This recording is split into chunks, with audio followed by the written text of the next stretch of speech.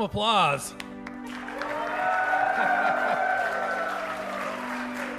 Welcome to the Martha Bassett Show, coming to you from the historic Reeves Theater in Elkin, North Carolina, a home for music in the heart of the foothills.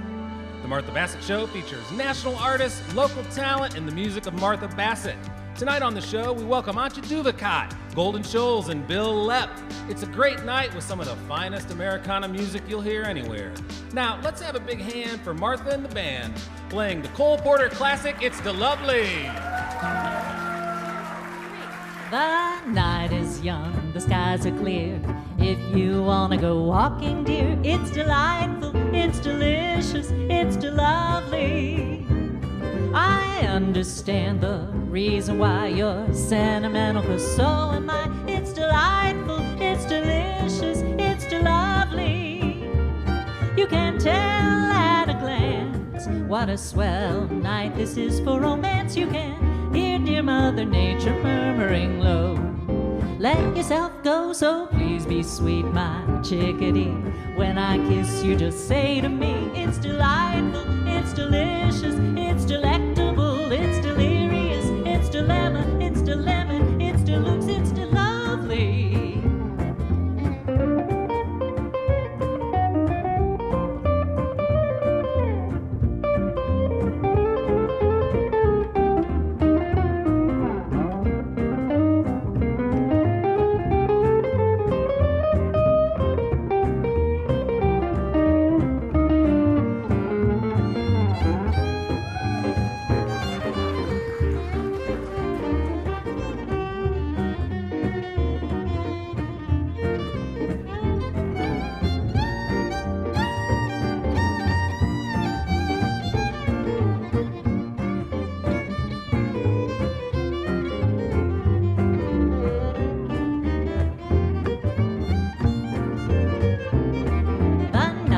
Young, the skies are clear, and if you wanna go walking, dear, it's delightful, it's delicious, it's lovely.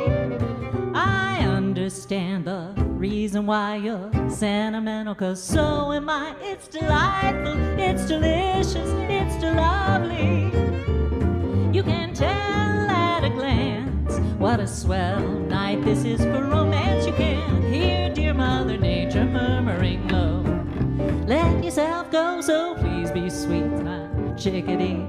When I kiss you, just say to me, it's delightful, it's delicious, it's delectable, it's delirious, it's dilemma, it's dilemma, it's deluxe, it's lovely.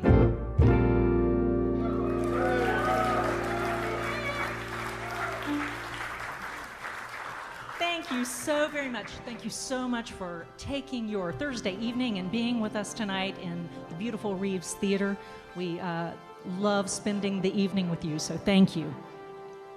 Our first guests tonight come to us from Nashville, Tennessee, where they currently reside, although for the past 8 years, they've moved around a lot, calling Asheville, Boston, and several moving vehicles their home. They are touring now in support of their brand new self-titled album. Will you please welcome for the first time to our show, Golden Shoals.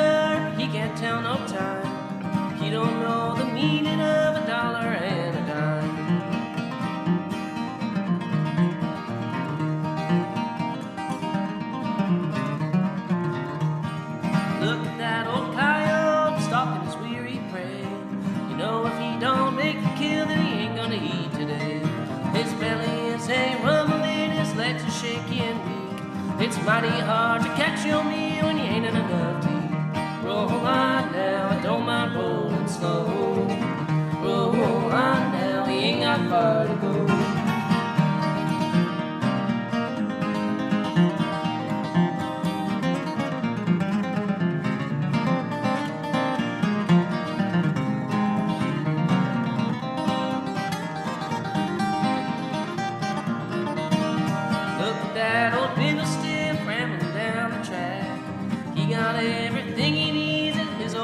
sad. You don't mind a lean on time, drinking the coffee cold.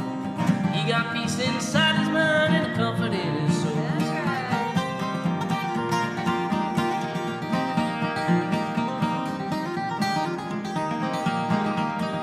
Look at that old Wall Street boy wearing a suit and tie. He can buy anything he wants, but he's afraid to die. Money is a mean old hound, whipping him at the heels. He's digging himself a deeper grave with every crooked deal.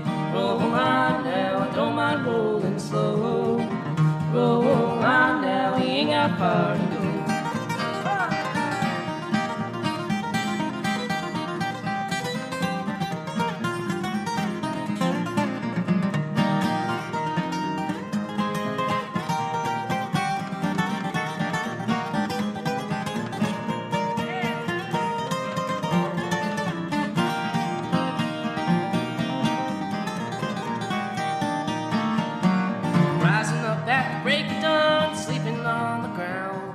Walking in the noonday sun, it's 13 miles to town. A stranger is a welcome friend, singing a song so rare. In the land of milk and honey, you know we got enough to share. Roll on now, I don't mind rolling slow. Roll on now, he ain't got far to go. Roll on now, I don't mind rolling slow.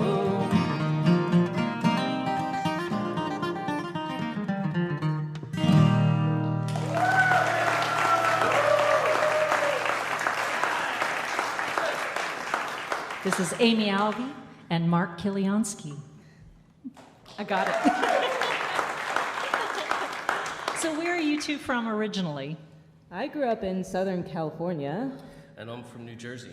Wow. And you guys met in Boston, is that right? That's right. So how did you meet? Were you in school together? Yeah, we both went to Berklee College of Music. Very good. That's where we were both kind of introduced to bluegrass, old-time, traditional styles of music. Yeah, very unlikely place to do so, but we were both getting into it. We were classmates, and then we became roommates in this big musician house, and then eventually became bandmates, and we were both really interested in coming down to the Southeast and going to fiddlers conventions in Mount Airy, North Carolina, Galax, Virginia, of course Clifftop, West Virginia. So we've been spending a long time around these parts because we just really love old time and bluegrass music. Well, tell me about the Massachusetts walking tour. Is that how you got started as a duo? Yeah, that was our first gig. So some friends of ours in Massachusetts, a duo called Mark Mandeville and Rayanne Richards, they started this tour where they spend 2 to 3 weeks walking to all of their shows. They're born and raised Massachusetts. They love Massachusetts. They're really into the local thing up there, and they wanted to do a tour where they didn't have to drive, and I met them at a radio station up there and expressed interest, and they invited me along, and that's about when I started playing with Amy. And so that was our first tour was one where we walked 100 miles with in 2 weeks with our instruments and all our camping gear and everything on our backs. Wow. So trial by fire. Wow. Yeah. Needless to say, there was no upright bass in that troupe. So. Right. Wow. It was a That's blast. amazing. Yeah. And Amy brought her adorable pooch along on this trip, so maybe we can get Cecil out on stage by the end of the night. That'll be a show. Cecil's more popular than we are. Well, she's pretty cute. Yeah. She is a she. Yeah, that's right. Cecil's a she. I think it's a really cute girl's name. It is. Do you have another song for us? We sure do, yeah. As I said, Mark and I got into, playing old-time music together, but we're not going to do any of that today. I will get my fiddle out later, but we'll do another original song here. This is the title track off of one of the albums we have out there. We have a bunch of merch out there, including these beautiful letterpress posters that feature the old buffalo that Mark sang in song just a moment ago. But this one is called Too Many Reasons to Run. My beating heart is in your hands. My beating heart is in your hands. But you can count on me to disappear when it's more than having fun. I've got too many reasons just a stranger passing through. Poor boy, I was just a stranger passing through. But I made damn sure you knew my name before the night was done. I've got too many reasons to run. I got a car in the shop down in New Orleans. I got family still in Cali. It's been months since I've seen. There's a rock across the country that I long to carve my name, and hardly a reason to stay. But I like the way you've made your home. You heard me, honey. I like the way you made your home. But what's the use in settling down when there's more pretty boys than one? I've got too many reasons to run. Those chilly winds are blowing through. Those chilly winds are blowing through. But 7 months is far too long to live without the sun. I've got too many reasons to run. I got a car in the shop down in New Orleans. I got family still in Cali. It's been months since I've seen. There's a rock across the country that I long to carve my name, and hardly a reason to stay.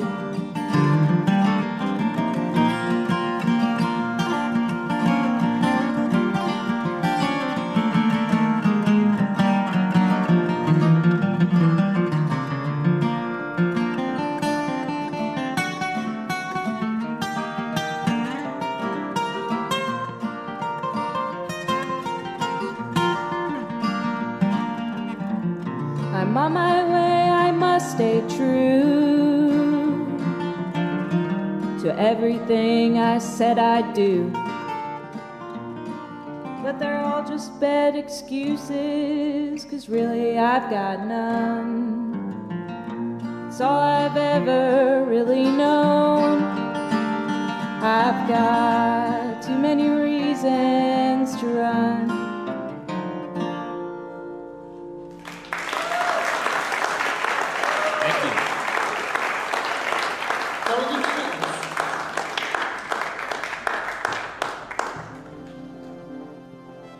We are proud to have Atrium Health Wake Forest Baptist sponsor the Martha Bassett Show. Through every stage and at every age, Atrium Health Wake Forest Baptist is here for you and your family. Supporting life, health, and well-being, Atrium Health Wake Forest Baptist, care for life. TMBS is also supported in part by Life Store Insurance. They have 8 locations, with one located right here in downtown Elkin. Life Store Insurance, your North Carolina insurance specialist. And remember, when you come to visit us in beautiful downtown Elkin, make sure you stop by the shops at 150 East Market Street, where you'll find Dirty Joe's Coffee, the Smoothie Station, Gwynn and Market Mercantile, and the Barkery, home of Melissa's all-natural pet treats. The shops at 150 East Market Street, where you're sure to find something for everyone. Martha, tell them what's up next. I first heard Bil Lepp a couple of years ago on a Mountain Stage broadcast. Now, I have dreamed of having him on our show ever since.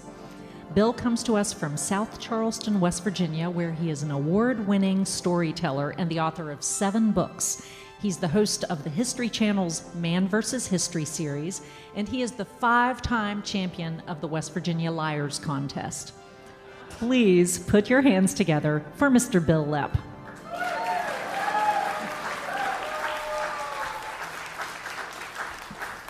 Thank you very much. I come from a little tiny town in West Virginia called Half Dollar, West Virginia.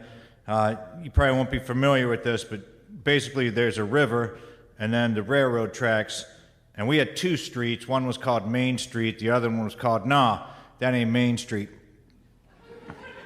And then there was a mountain. So if you can imagine that here in Elkin, North Carolina, that's what Half Dollar looked like.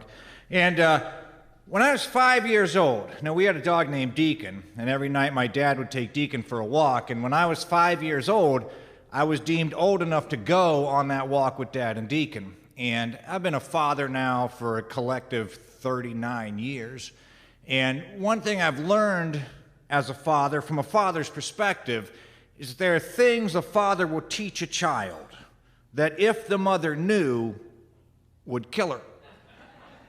And I think I started learning this from a child's perspective when I started going on these walks with Dad and Deacon, because Deacon would stop at every tree, fire hydrant, and lamppost along the way, sniff around the base of it, lift his leg, and do his thing.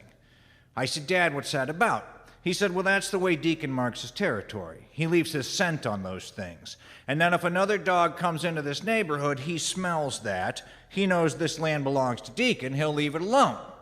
I said, well, what if that dog wants the land? Dad said, well, then he leaves his mark. And the next time Deacon and that dog get together, they either talk about it or they fight about it to see who gets the land.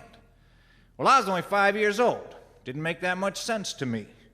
But it did give me a whole new respect for what real estate agents did all day long. But you have to understand that right next door to us lived a little old lady. Her name was Mrs. Crankberry. And she was the single meanest woman I have ever met. She was the chairwoman down at the church for the committee for little old ladies who want to be angry about something. She was that lady in town who had her hair done religiously twice a year. She'd have it put up in sort of a cone and then sealed with some sort of concrete all-weather sealant so that it wouldn't move for 6 months.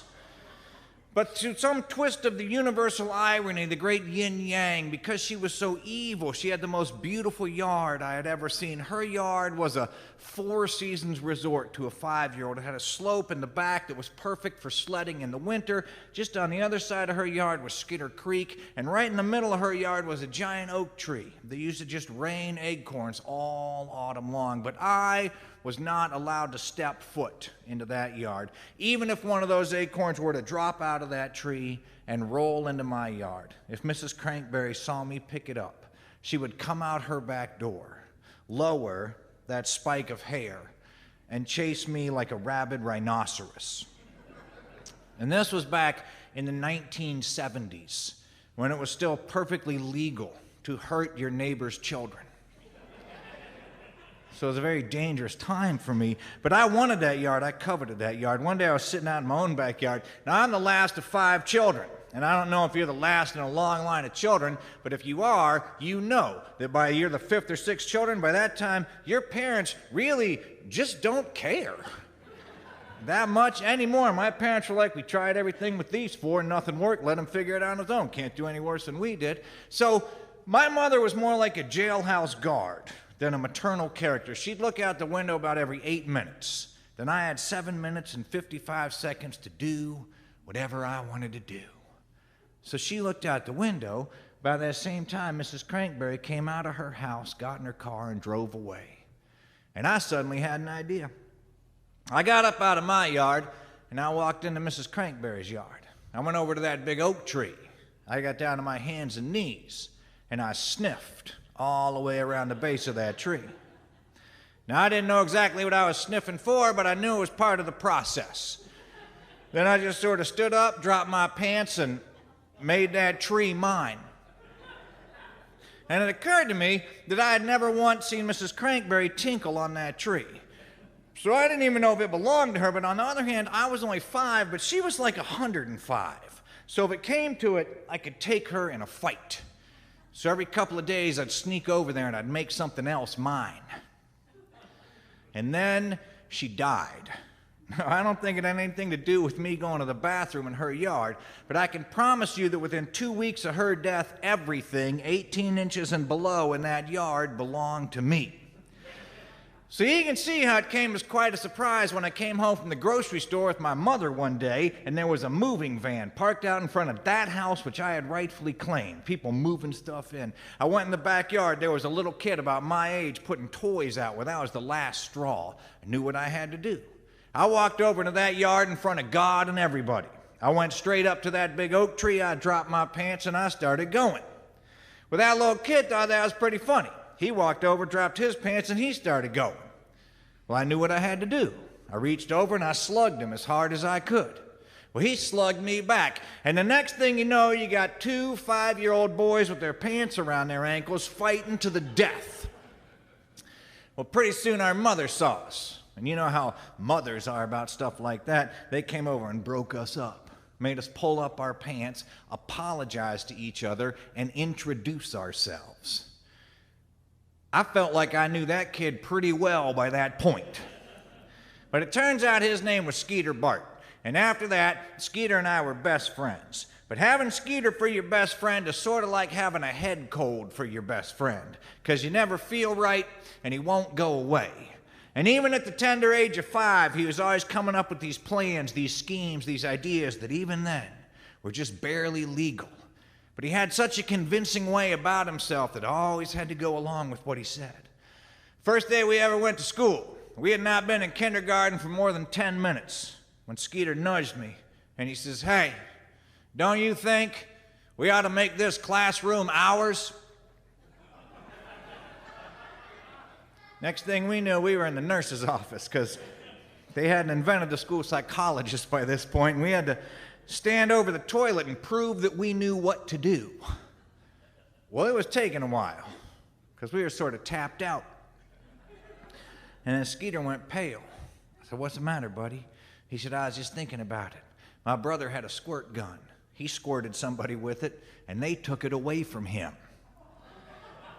He said, "What do you suppose they're going to do to us?" Now, we got through that unscathed. And if you jump ahead, I don't know, a couple of years, we were in probably our junior year. And we walked into health class. And our teacher, Ms. Gerdak, was standing there smoking a cigarette. Now, I went to school a long time ago. When I went to school, you could smoke in school, not the students. Students had to go out back to smoke. But the teachers could smoke right there in the classroom. And Miss Gerdak was a frugal woman. She got up in the morning, she lit her first cigarette with a Strike Anywhere match, and then she just lit every other cigarette all day long off the last one, so she never had to use another match. And then when she got done with a butt, she would stand it up on the edge of her desk, which was handy for us because there was no clock in that classroom. So we knew about 8 cigarette butts into a lecture, class was almost over. Did I mention she was our health teacher? So we walked into class, and Ms. Gerdak was holding a carton of eggs. She had a dozen eggs, and she said, as we sat down, she said, "I'm going to give each one of y'all an egg, and you got to take care of this egg for 2 weeks." And the reason she was doing this is because the local school board had decided that teachers weren't allowed to teach the students certain aspects of biology. For the same reason, they weren't going to teach us how to make gunpowder, because they thought if we knew how, we might. And so she said, "I want you all to do this experiment so you can learn what a pain in the, what a responsibility it is to be a parent." And Skeeter raised his hand and he said, "Ms. Gerdak, I don't need to carry around an egg for 2 weeks to prove that I am not responsible enough to be a parent." And Ms. Gerdak said, "Of course you're not. None of y'all are. You're just babies yourselves." She said, "That doesn't mean young people can't raise babies. Plenty have. But I just want you to think about this lesson before you go plucking apples from the tree or stealing honey from the hive." And with that, she started passing out eggs. And when a girl got an egg, it was sort of a sociology experiment. The girl would be like, "Oh, it's the most beautiful egg I've ever seen." And when a guy got an egg, he'd be like, "Ugh." And you could see he was thinking, "Scrambled." Until she got to me, and she looked at me, and she looked at the egg carton, and she said, "Lepp, I'm out of eggs." Because there were 13 people in the class, but she had only brought a dozen eggs. And this salient point illustrates why she was the health teacher and not the math teacher. And I said, "That's all right, Ms. Gerdak. I'm like Skeeter. I know I'm not responsible enough." She said, "No, you're going to have a baby too." And she left the classroom. She went to her car. She'd stopped at the store on the way. She came back in. She dropped a 5-pound bag of flour on my desk. She said, "Lepp, that's your baby." I said, "How come everybody else gets an egg? I get a 5-pound bag of flour." And she said, "Because you're a smart aleck." I couldn't argue with that. So class ended, and I was walking to the lunchroom, and my buddy Wally, totally unprovoked, for no reason at all, just whipped a pencil at me. And right away, I learned a very valuable parenting lesson, and that is that you should not use your baby as a shield. It's effective, but it's frowned on. And the pencil went thunk right into that bag of flour, and a little bit of flour started to leak out, and I turned it on its side, and at first I was just going to push the pencil through, because you know I grew up watching Westerns, and when you get shot with an arrow, what do? You push it through, and then you pour whiskey on it and hit it with a hot brand. Well, I didn't have a hot brand, so I thought maybe I should do something else, and I was just going to pull the pencil out when I smelled smoke behind me, and Miss Gerdak said, "Lepp, what are you doing?" And I said, "Miss Gerdak, my baby's been stabbed."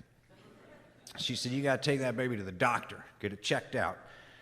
I said, "If that's the case, he's bleeding way too bad. I need to call an ambulance." So I went down to the payphone beside the office. Now, our little town of Half Dollar, there were 2 hospitals within a half hour, one to the east, one to the west, a $half. But that meant if you got sick, took the ambulance a half hour to get to you and a half hour to get back to the hospital. A lot of people died in that transition period. I don't know if you're aware of this, but West Virginia is the oldest, sickest state in the Union, giving a whole new meaning to almost heaven. So our townspeople hired an ambulance and a paramedic, guy named Handy, to live there in town with his ambulance, cut a half hour off the trip. Life expectancy went up 10 years. So I went to the payphone and I called Handy. I said, "Handy, this is Bil Lepp. You got to come to the high school right now. My baby's been stabbed." And Handy said, "Lepp, you don't have a baby." And I said, "I do now." And he said, "Who's the mother?" And I said, "Ms. Gerdak." And he said, "That's disgusting." And I said, No, it was an assignment." And he said, "That doesn't make it any better." He said, "Oh, wait a minute, it's them eggs. When I had her for health class, we had to carry them eggs around too. But if you drop your egg, there's nothing I can do for you. That's like Humpty's Dumpty." I said, "It's like what?"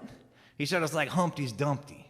I said, "It's not Humpty's Dumpty, it's Humpty Dumpty." He said, "What are you talking about?" I said, "The way you said it, it's possessive, like the Dumpty belonged to the Humpty." I said, "The Dumpty didn't belong to the Humpty, Humpty was the Dumpty." He said, "Well, what's a Dumpty?" I said, "I don't know. I think it's somebody's last name." He said, "I don't know anybody named Dumpty." I said, "I think they're English. They don't live around here." He said, "Well, that explains it, but if you drop your baby in England, there's nothing I can do for you." I said, "I'm at the high school." He said, "I'll be there in a minute." So we went out to the parking lot, me and Skeeter. Skeeter had his egg in that pocket right there on your T-shirt, because that's a safe place to keep an egg, right? Somebody's like, "I love you." Oh, my baby. And so after like 5 minutes, Handy pulled into the parking lot, which was like 3 minutes longer than it should have taken, and he took my bag of flour, and he pulled the pencil out, and he slapped a piece of gauze on it, and he wrapped it up with duct tape, and he handed it back to me, which is exactly what I would have done. And he said, "Sorry it took me so long. I didn't know how bad your baby was bleeding. I stopped at the store, and I bought this," and he pulled out a 5-pound bag of flour in case we had to do a transfusion. And Skeeter said, "Well, it's a good thing we didn't, because Bill's is whole wheat, and you bought bleach. That probably would have killed it." And then if you jump ahead just a couple more years, probably just a year, it was 2 in the morning. It was the day before buck season. I was sitting in my living room watching a movie, waiting for the sun to come up so I could go deer hunting, when I heard a knock at the back door. Well, I knew not to answer it, because I knew if anybody was knocking on my back door at 2 in the morning the day before buck season, it had to be Skeeter. But I opened the door anyway, and he didn't say nothing. He just came in my house. He had a diabolical grin on his face. He had a paper bag in his hand. He set the paper bag on the floor and sat down at the kitchen table. I went to brew up a pot of coffee, because I could tell it was going to be a long night. I brought the coffee over. I sat down, and finally Skeeter said to me, "I've been up all night sewing." Well, I wasn't used to my best buddy sewing. I didn't know what to make of that. But he reached down, he picked up that paper bag, he opened it up, and he pulled out something long and brown and furry. And he sort of flipped it open and pulled it on his head, and by gosh, that kid could sew. What he had made was a perfect replica of an 8-point buck's head. And he said to me from inside that deer mask, "Don't worry, I made one for you, too." So there we were. 2 young bucks sipping coffee at the kitchen table. It is a bad joke, but if you'd have thought of it, you'd have put it in your story. But I knew that couldn't be the whole plan, and after a minute, Skeeter said, "That ain't the whole plan." He said, "I also took a mannequin. I dressed him in hunter's orange.